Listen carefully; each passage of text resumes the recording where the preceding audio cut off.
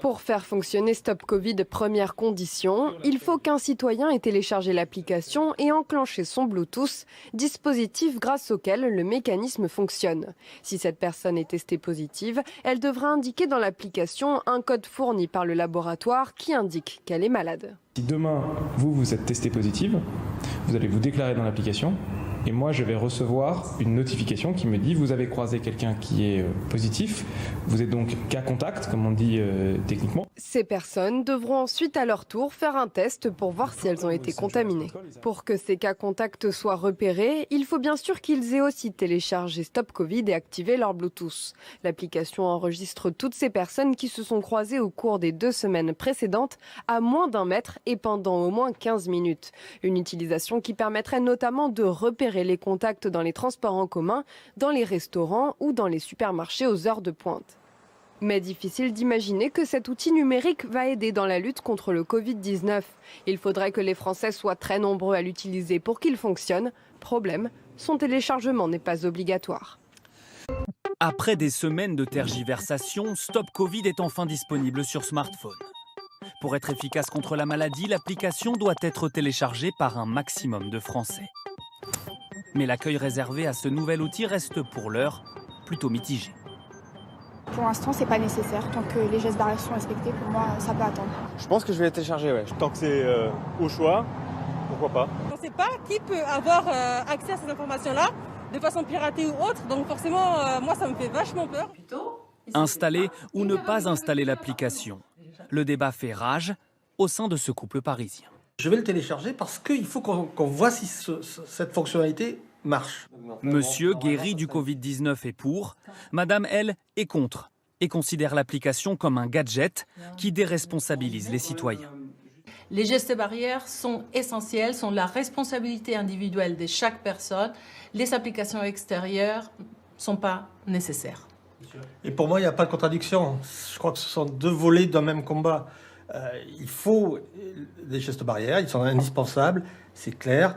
Maintenant, il faut aussi des outils qui nous permettent d'identifier rapidement les personnes qui sont infectées.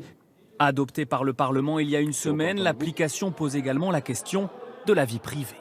Jusqu'où va-t-on aller dans l'encadrement de nos libertés et de notre vie privée? Des outils, monsieur le ministre, peuvent contenir la possibilité d'usage totalitaire. Mais pour ce commercial qui souhaite utiliser Stop Covid dès demain, le risque est mesuré et assumé.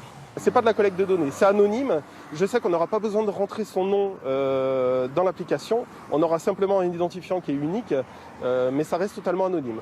Selon un sondage Odoxa pour France Info, 45% des Français se disent prêts à télécharger l'application dans les prochains jours. Se protéger du coronavirus grâce à une application sera désormais possible. Il suffit de télécharger Stop Covid sur son téléphone. À l'aide de la technologie et du Bluetooth, si une personne se déclare positive au Covid sur l'application, tous ceux qui l'ont croisé pendant 15 minutes et à moins d'1 mètre recevront un message d'alerte pour être testés à leur tour. Selon les spécialistes, l'outil est efficace seulement s'il est massivement utilisé, mais parmi les Français, les avis sont partagés. Je pense que ça fait partie de la panoplie d'actions qu'il faut mettre en place si on veut éviter que tout ça se reproduise et que tout ça s'améliore. Je ne vais pas la télécharger. Et puis, étant donné que la situation, on va dire, j'espère, s'améliore, ça a un train de retard. En revanche, pour certains comme ce commercial, l'application est, dit-il, une mesure de protection indispensable dans son métier.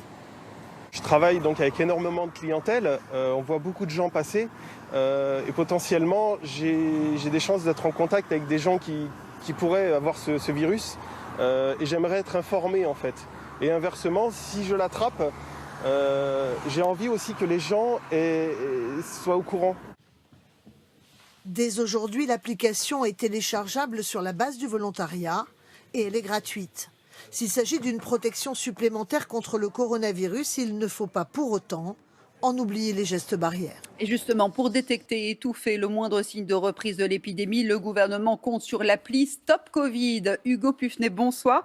Elle est opérationnelle depuis cet après-midi. Oui, on a attendu un peu, mais on a pu la télécharger. C'est très simple, vous n'avez que quelques clics à faire et c'est tout. Vous n'avez pas besoin de créer un compte, de donner votre nom ou votre prénom.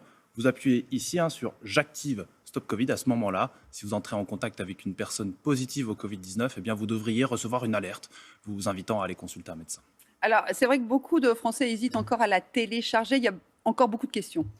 Oui, il y a beaucoup de questions. Alors, la CNIL a rendu un avis favorable, et puis tous les experts ont pu décortiquer son code informatique. Selon eux, il n'y a pas de risque de pistage, de traçage, d'espionnage de vos contacts. Soyons honnêtes, il y a des applications bien plus intrusives que celle-ci. Le vrai débat, en fait, c'est plutôt son efficacité. Tout le monde ne va pas l'installer, ce n'est pas obligatoire.